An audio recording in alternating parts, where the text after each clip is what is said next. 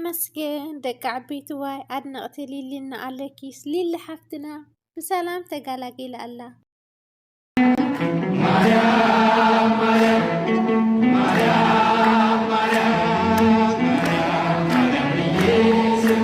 መስገን ገይስዋይ ንዛ መዓልቲ እዚኣ ብሃንቀውታ ንፅበያ ዝነበርና ናይ ሊሊና ኣለኪስ ተኸታተልቲ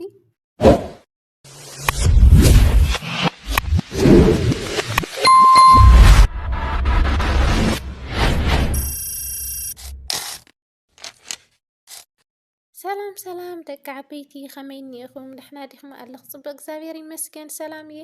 ከምቲ ኣነ ሰላም ዘለኽዎ ንስኻትም ድማ በቢ ዘለኽሞ ሰላምን ረህዋን ቅሳነትን ንዓኻትም ክቡራት ኣሕዋተይ እምበኣርኸስ ሎሚ ከምቲ ልሙድ ነዛ ቻናል እዚኣ ሓደሽቲ ዝኾንኩም ሸር ላይክ ሳብስክራይብ እናበልኩም መባራትዕኒ ክቡራት ኣሕዋተይ ሳብስክራይብ ዝነበርኩም ድማ ካብ ልቢ እየ ዘመስግን። ላይክ ሸር እናገበርኩም ሓገዝኩም ደገፍኩም ኣይፈለየኒ። ሎሚ ከምቲ ልሙድ ኮመንት ኩሉ ሃናፅ ርእይቶኹም ሓገዝኩም ኣይፈለየኒ ይብለኩም ክቡራት ኣሕዋተይ እምበኣርኻስ ልሎሚ ሒዘልኩም መፅኦ ዘለኹ ብደስ ዝብል መደብ እዩ ሓላላተይ። መጀመርያ ብዛዕባ ሊሊና ኣለኪስ እየ ሒዘልኩም መፅኦ ዘለኹ። ኣድነቕቲ ሊሊና ኣለኪስ እንኳዕ ደስ በለኩም እንኳዕ ድማ ደስ በለና ይብለኩም ክቡራት ኣሕዋተይ። ያው ልዛ መዓልቲ እዚኣ ብሃንቀውታ ንፅበያ ዝነበርና መዓልቲ ኢለት እያ እሞኒ ደጊመ ደጋጊመ እንኳዕ ደስ በለኩም እንኳዕ ደስ በለና ይብለኩም ሓላላተይ። ሊሊ ሓፍትና እግዚአብሔር ይመስገን ብሰላም ተጋላጊላ ብዝሓለፈ ሰሙናት ብዙሕ ቪድዮታት ይስራሕ ነይሩ እዩ።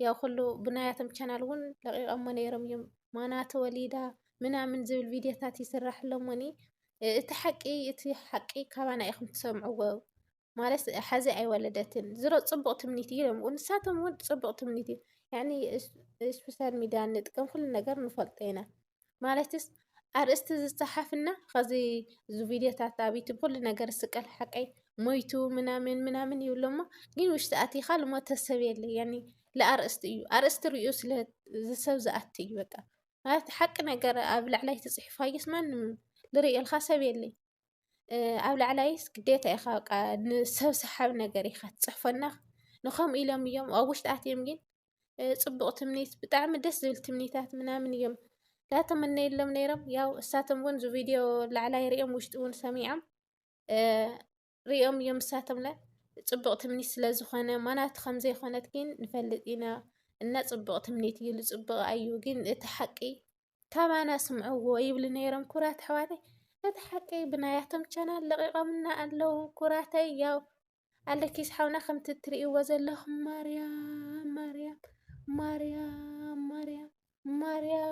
ማርያም እናለ በእውነት የማናት ሓገስ እናገለጸ እዩ ክቡራት ኣሕዋተይ።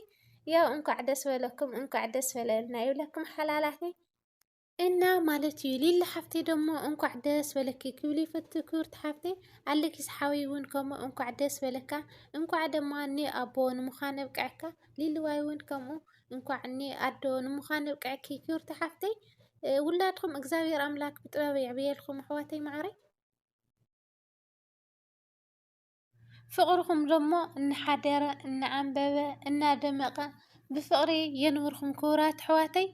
ብእውነት ብዙሕ ነገር ኢና ካባኻትም ንፅበ ብሉፃት ዩቱበራት ኢኹሞኒ ብዙሕ ነገር ኢና ካባኻትም ንፅበ ብእውነት ኣነ ብዛዕባ ናይ እዚኣቶም ሰሪሐ ኣይፈልጥን ብዛዕባ ሊሊና ኣለኪስስ ሰሪሐ ኣይፈልጥና ክቡራት ኣሕዋተይ። ሎም ማዓንቲ ደስ ስለ ዝበለኒ እየ ብዛዕባ ናይ እዚኣቶም ሒዘልኩም መፅአ ኣሕዋተይ የማዓረይ እና ኣሕና ብካሊእ ቪድዮ ክሳዕ ዝመፀኩም ሸር ላይክ ሳብስክራይብ ብምግባር ኣይትሕመቑ ኢኹም ክቡራት ኣሕዋተይ።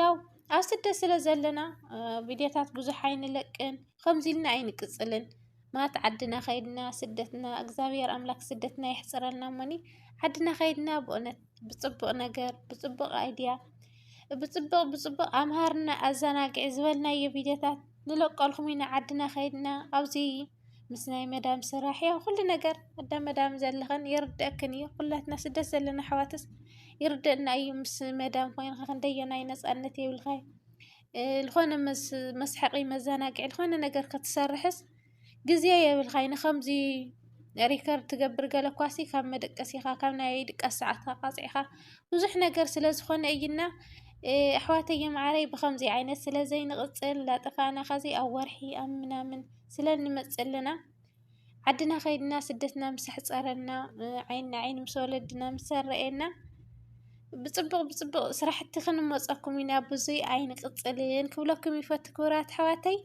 إنا لايك شير سبسكرايب إنا ولكم أبارات عنا إخم بليس حواتي معري بزو أيديا زي وون حد غزي خمصكم يبزعوا لي لنا لكيس بزخانه مسحقي مزاناقي كاوزي ناوزي أيطفئن بحق ليفو كاي أحتيه فيديو قلقين بيانس درجة خلطة ورحي كبير فيديو كاوزي لقنا كرات حواتي ليف قلس لزأتيه إنا بخالي فيديو ساعة مصأكم سسناي سسلام ونعخاتكم يمنا كرات حواتي باي.